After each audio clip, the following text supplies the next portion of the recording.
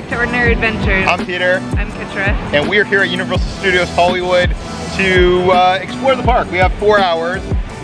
You might have watched this video. If you didn't, I'll put it below here. We were in Orlando and we got 4 hours to explore the parks there. And today we were on the beach. It was our dog Pixel's birthday. So insert footage right here. And we had 4 hours to explore Universal. Yeah, we're like, let's go before they close and see what we can accomplish. Please come with us on this adventure.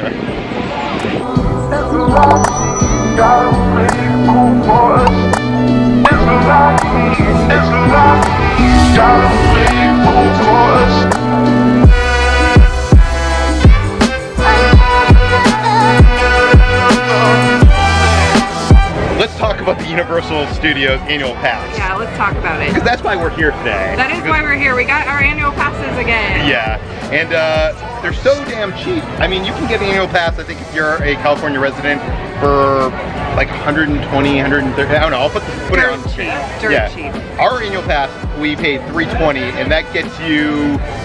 That gets you, yeah, most of the days of the year. A few weekends or Saturdays, I think, are blocked out. We're paying over $1,000 for almost the same amount of days over at Disneyland Resort.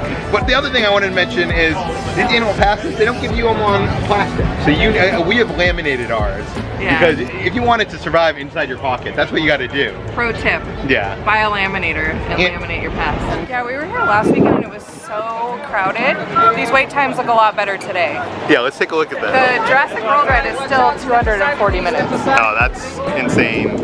But Tram Tour, 15 minutes, that's definite win right there. Yeah, we're definitely doing that. That's one of our favorite rides. And we haven't seen the Kung Fu Panda adventure. Should we do that first? Yeah, let's go do that one first. Marilyn Monroe with the umbrella.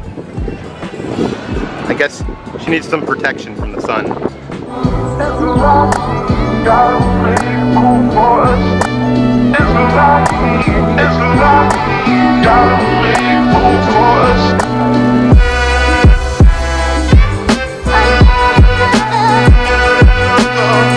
This is the first time I've been here, and this is actually a courtyard.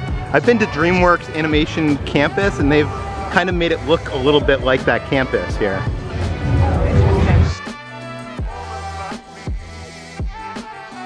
There's Hogsmeade right there. They have a lot less room here in Hollywood than they do in Orlando. Like, is it weird that Hogsmeade is like right over that fence? It always weirds me out like how close everything is. Like the Simpsons area, you could see like Hogwarts from it. It's weird.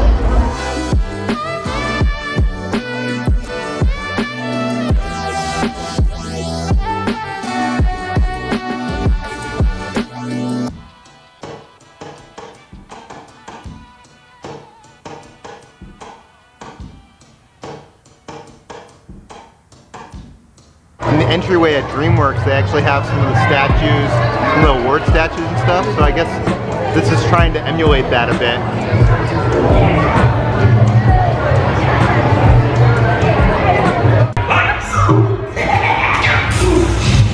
That could have got better. All right, boys, places.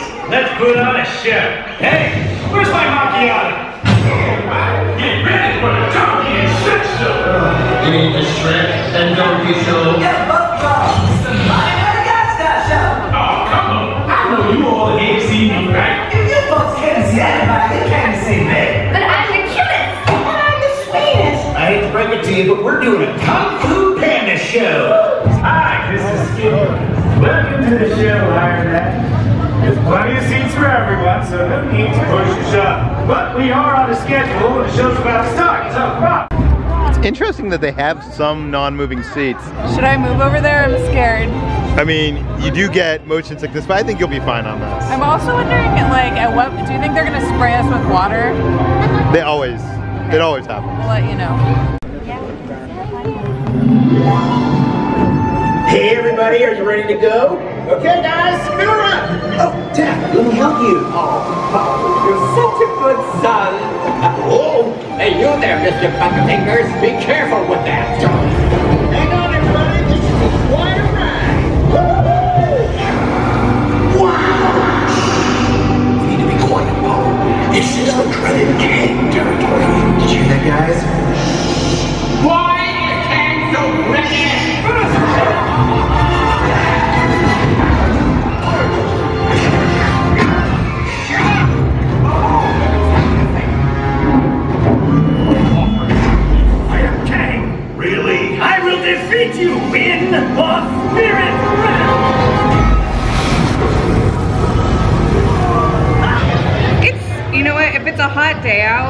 there's one part in there where they like blast you with fans, so that's pretty nice. And you did get wet. They did do the misting. They did, but like I barely felt it. I feel like where we were sitting, like we didn't get like the water action. I will say it's better than Shrek 4D, which was what this replaced.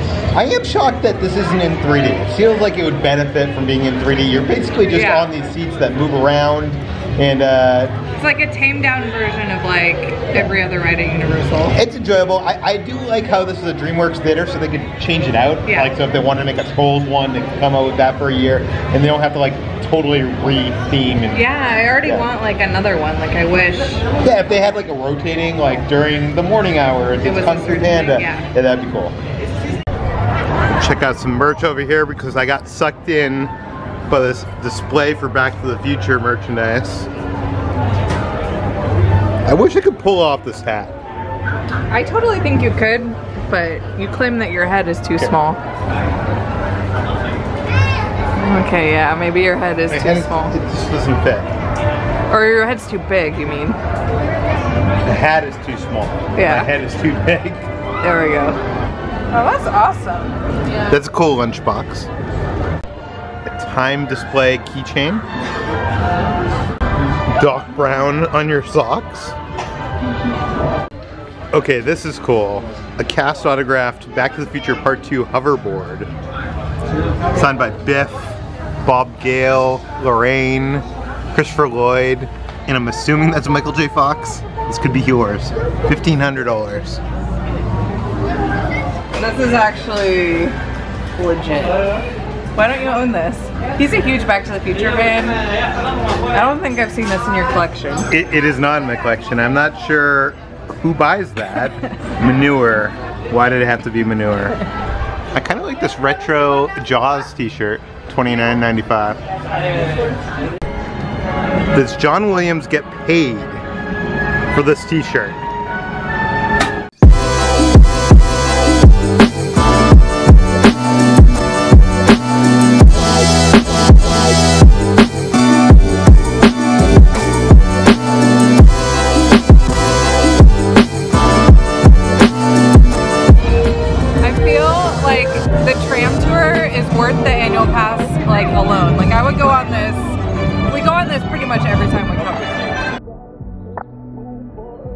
Yeah, it said 15-20 minute wait on the sign, and this looks like a walk-on to me. It's a walk-on. I love the tram tour. I love the tram tour too.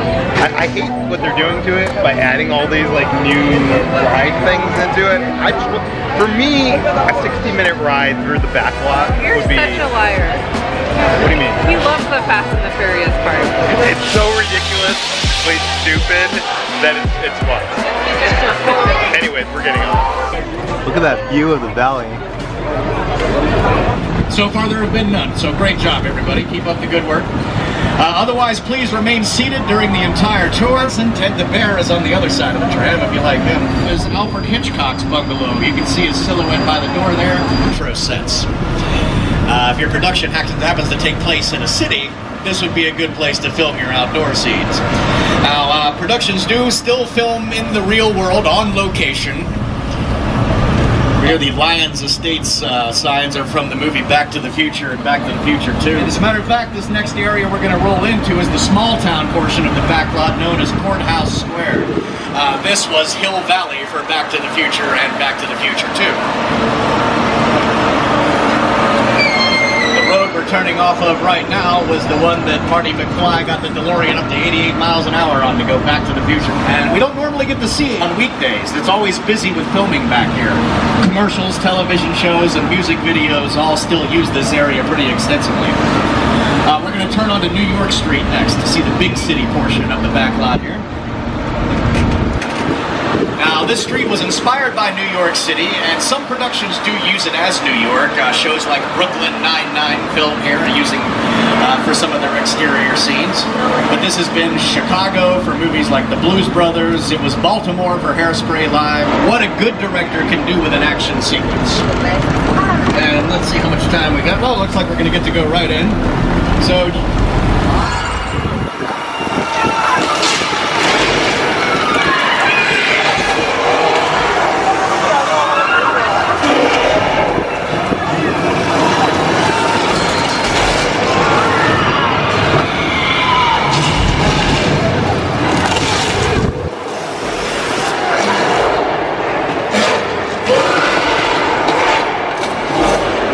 some of the more famous picture cars that have appeared in Universal productions over the years. The car that the manure gets dumped on. It was. Good callback. No. These cars look so futuristic when Back to the Future Part 2 came out. That would be cool. Flintstones.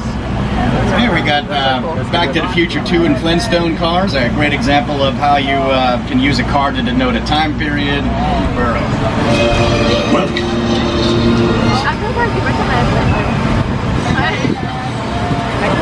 I'm getting there.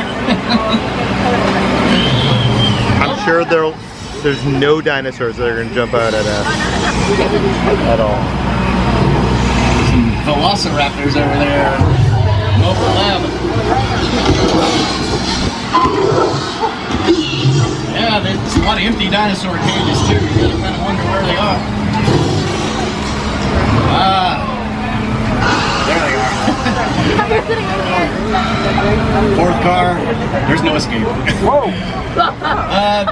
Those were animatronic dinosaurs back there in the bush. And as we roll into the old Mexico portion of the back lot, we're going to do a little weather demonstration for you. A little thunder, a little lightning is all you need. All you need is a big enough sprinkler system that you set up just outside of the view of the camera lens. Turn it on and you got rain. Pretty simple. Real life rain's nice, but it's not usually big enough to show up on camera. So movie rain is always twice as big as real life rain, so you can see it.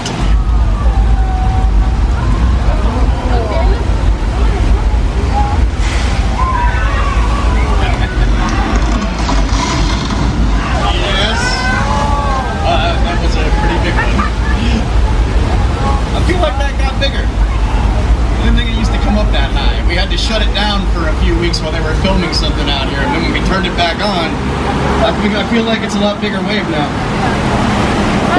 And head down into 6 Points, Texas next. Yeah, that's right, Steve. These are our Old West sets coming up here. This is known as 6 Points, Texas, because it used to be 6 old western streets that met right here in the center of town. And when the studio opened up in 1915, they could be filming 6 westerns at the same time on each one of those streets during the silent film era. The most recent production to use these sets is Quentin Tarantino's newest movie, Once Upon a Time in Hollywood. That's coming out July 26th. And now we're going to see the inside of a fully dressed soundstage ready for production. This stage is dressed up to look like a subway station in San Francisco in the late 1980s. It would be the job of the art department to decorate the set. Oh, the train's here already. Showed up early. The garbage cans, all the little details you see, part of the set decoration, all that would be scenery. If an actor uses it in a scene, then it's known as a prop. And if the tram shakes, that's known as an earthquake. Just as a disclaimer, this is a fake earthquake, but still, hang on to your stuff and stay in your seats. Here we go.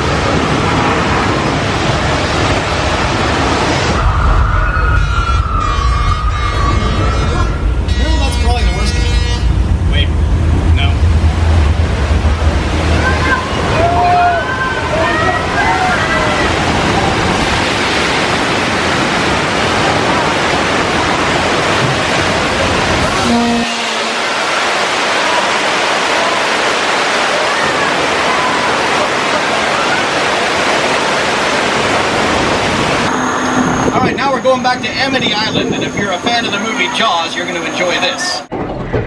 How lucky are we to observe this majestic creature in its natural habitat? Oh, there's a diver out there. He must be there to study the shark.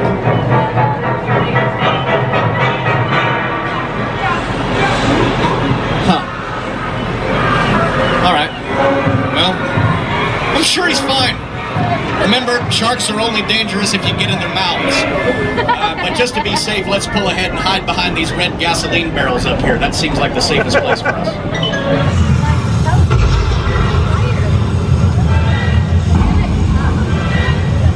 Where is he?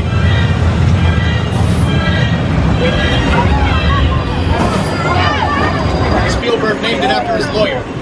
And if you've seen Disney's movie Finding Nemo, the shark in that movie is also named Bruce, as a tribute to the shark from Jaws. And on the hill behind it, the Bates house, the setting of Alfred Hitchcock's 1960 thriller Psycho. Alfred Hitchcock was a master of suspense, certainly with movies like Psycho, from Steven Spielberg's 2005 film War of the Worlds. See, that's, they're out walking around on the VIP tour, but see, we don't have to walk anywhere. That's what I think's good about this one. We just get to sit back and enjoy the ride. I consider this the VIP tour. All right, here to tell you more about what you're looking at here is Steven Spielberg and Rick Carter, his production designer. Airplane. 1988, The Great Outdoors, a comedy starring John Candy and Dan Aykroyd. The skyline in the background, that's where the blue wall is. And many other movies have you... Shall I trace this? Hops can't hold forever. Letty, Roman, we're up. Try to move that vehicle. It's about to get real interesting. You're getting away! Come in there! Where to go, Larry? Drone's lining up the missile shot! Not gonna happen. Don't worry, I got this. Roman, don't shoot! Head from the bridge! Under contraction! Everybody hold on! Hit the nitrous! Ride or die!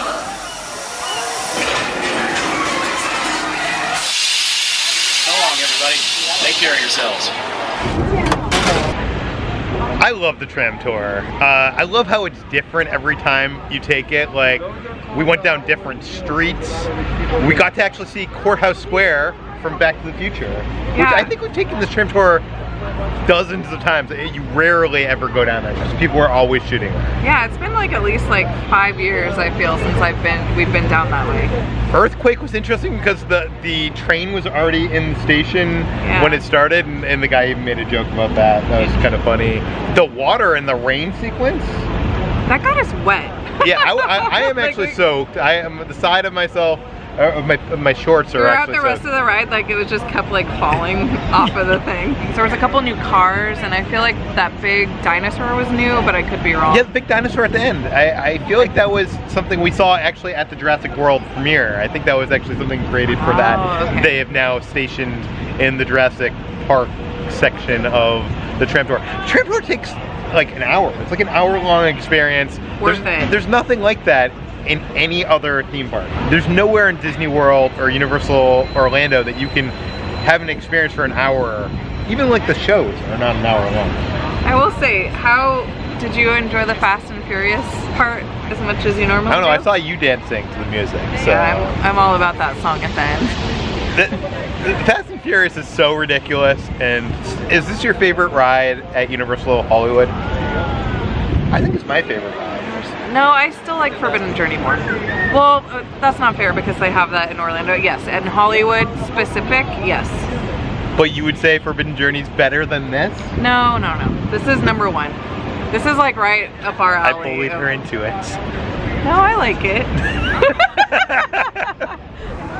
Do you know that netting right there is because of the drones in the Harry Potter show?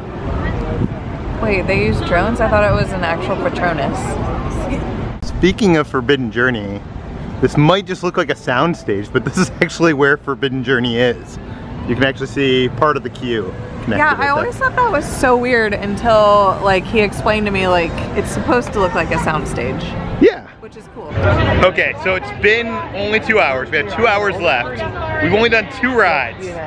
We've been doing the pass holder thing. That ride we just did was an hour long. Now we're gonna go eat. So we had planned to go to Three Broomsticks in Harry Potter to stand or diet, but there was a line going outside. It was like a 45-minute line. So we made the executive decision to cheat on our diet, and we were gonna do so at the new Mexican place that's across from the DreamWorks theater. and there was like this huge line for this like group.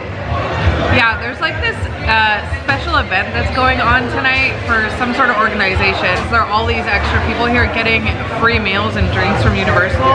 So there was this huge line at the Mexican place, but then there was a separate line for us to order. So we're like, oh, it'll be quick. It took like 40 minutes to get our food. Yeah, because after you order your food, then you're waiting to pick up with all the people that were in the line. We wasted like an hour of our 4-hour period on this Mexican food. Yeah. And I got this chicken burrito. I got it wet style. It was pretty good. I feel like the flour tortilla was a little hard to cut through, but that's not a good sign. Yeah, but well, it could have just been also that like our food was literally just sitting there for like 35 minutes before they gave it to us. Maybe. Maybe that's possible. It wasn't hot. I got the taco salad. It's pretty good. It reminded me of a Taco Bell salad, which I love. So maybe that's why I liked that salad. I'm not sure that's a glowing endorsement. I mean, Taco Bell salads are good. I mean, who can argue with that? My only complaint is like the lettuce is a little weird. Like it almost tastes like coleslaw. So, but once you mix everything together, it's good. Put the taco shell. Yeah, that's. Yeah. And we also got some margaritas. I will say this. I am a big fan of the strawberry frozen margaritas over in Disney California Adventure, and this tasted a lot stronger than their double shot version of that. Really? Yeah. So I enjoyed it. Take his word for it. He loves the margaritas at Disney. I got mango. It's good. It's good. I don't really love frozen margaritas, so I'm kind of glad that it melted. I think it's a great new option for Universal. I feel like they're really trying to step up their game as far as food goes. I don't remember what used to be there, but it's decent if you like Mexican food. I feel like Jurassic World or Jurassic Grill, whatever it is, I feel like that is better than this, and I also feel like Three Broomsticks has some better food options than this, but this is better than the usual Universal Hollywood food. We don't have much time left, but I think we have like 45 minutes. We're gonna go try to get to the lower lot to ride Jurassic World, the ride in the dark. Can we do it? I changed my mind. This is my favorite ride at Universal. What is? The escalators. It's probably like the largest escalator in the world. Honestly, like when we're coming back up them, I feel motion sickness and I feel like I'm gonna fall backwards constantly, or I feel like vertigo. So. Sounds like a crappy favorite ride.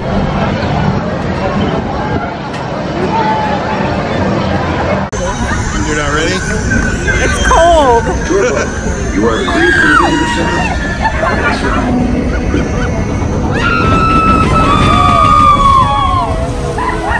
In the age of the dinosaurs, a vast ocean was home to an explosion of life. At the top of the food chain sat the Mosasaurus, apex predator of the deep. You are clear for entry.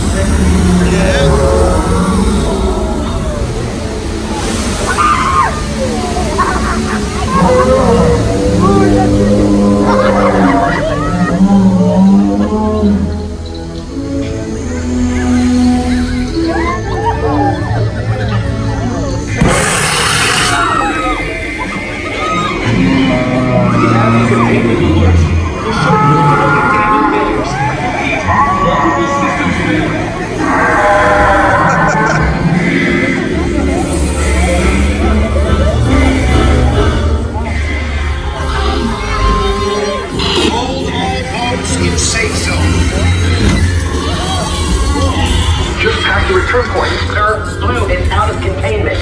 Asset containment unit to Predator Cove. Repeat, ACU to Predator Cove. Code red. Iron systems going down across the board. Patch me in and kill those folks. Ladies and gentlemen, this is Claire Deer. Please remain calm. We have assets out of containment and help is on the way. In the meantime, please, security team is deployed. They will get you safe.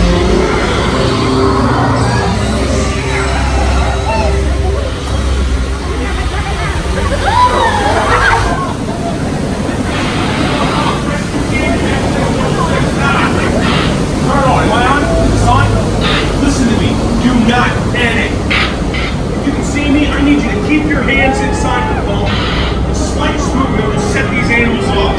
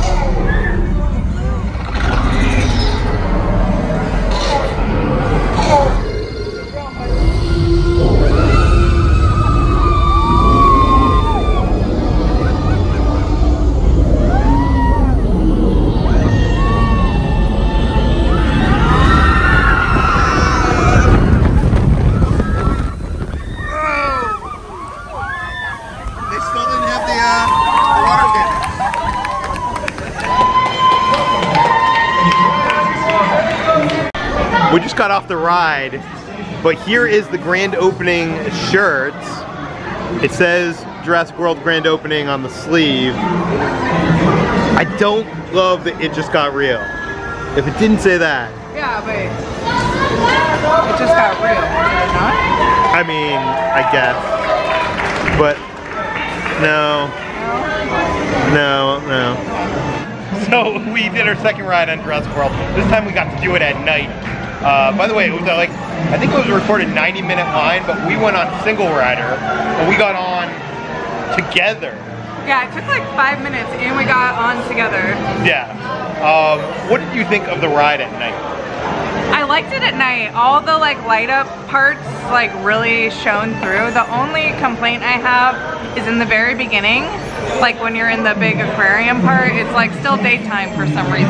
That is weird because Universal like was saying how that screen part was going to adapt to weather. So if it was like raining outside, it would be raining. I guess I'll take my hat off. So I'm wondering, yeah, well I have, look at my hair. Okay, anyways, I'm wondering if that's just not fixed yet because I feel like it should be nighttime yeah. in those scenes. And also, we were told the water cannons, when your vehicle does the plunge, there's usually these cannons of water that shoot water up, basically maximizing your wetness potential. Yeah, and they said that was going to be fixed by the time it grand opened. And it's grand open, and those water cannons were not on yet. So hopefully Universal can get those going sometime soon, because I didn't get that. I mean, I am a little wet. You can see I'm a little wet. We went with a group of friends, and I was like warning them. I'm like, you're gonna get so wet, because the first time we went, I got really, really soaked, and then we all didn't really get that wet. Yeah. So.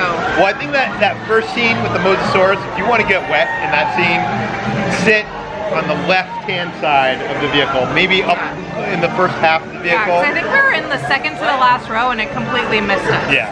But everyone in front of us, they got soaked, and then they had like PTSD the rest of the ride. Anytime like they were like, oh my god. Like, we did get wet by like the cracks in the tank and stuff like that. But it was fun. I think that does it for us. It's 10 o'clock. So that brings us to the end of our 4-hour not bad, trip. Not bad. What did we do? We did the Kung Fu Panda attraction. We did tram tour, and we ate. We spent an hour getting food. And we did Jurassic World in the dark. Not bad. Not bad, but I mean, we accomplished a lot more in Florida. Yeah. In 2 parks, no less. Yeah. But we'll be back here. We have annual passes, so you'll see some more footage from us. But if you like stuff like this. If you like theme park footage, if you like trips to movie events, what should they do? You should probably subscribe to our channel. Yeah. If you look, I don't know why I said it like that. I'm kidding. And if you like this video, please give it a thumbs up. And in the comments below, please tell us what ride you'd like to see us encounter at Universal Studios Hollywood. I guess that brings us to the end of today's adventure. Thanks so much for watching, everybody. See you next time.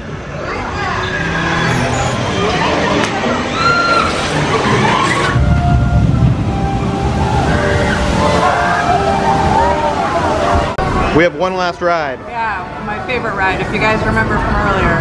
The escalator. Wait until, this isn't like one of the steep ones, wait until I get to the next one. You guys will see what I'm talking about.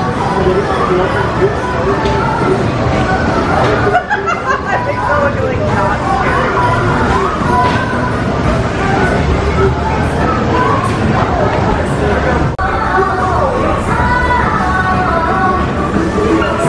Even Universal knows that this ride is too scary, and they're like, don't ride it.